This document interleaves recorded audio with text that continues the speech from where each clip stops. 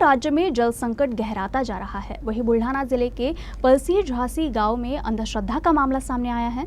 गांव में सार्वजनिक जलापूर्ति टंकी के नीचे किसी अज्ञात व्यक्ति ने अघोरी पूजा की, जिससे इलाके में दहशत का माहौल है। बुल्ढाना जिले के संग्रामपुर तहसील के पलसी झांसी गांव में ये अफवाह फैलाई गई है कि किसी ने गांव की टंकी की पूजा की और टंकी के पानी में जहर मिला दिया, जिससे ग्रामीण अब इस टंकी का पानी पीने से डरने लगे हैं। इसकी जानकारी जैसे ही अंधश्रद्धा निर्मूलन कार्यकर्ता अभय मरोड़े को मिली, वे मौके पर पहुंचे और ग्रामीणों को समझाया।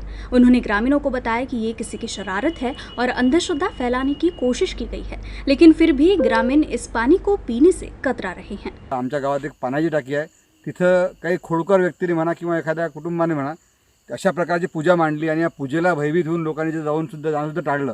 काही लोक जिज्ञासेपोटी गेले आणि काही लोकांनी त्याला हात लावून सुद्धा टाळलं।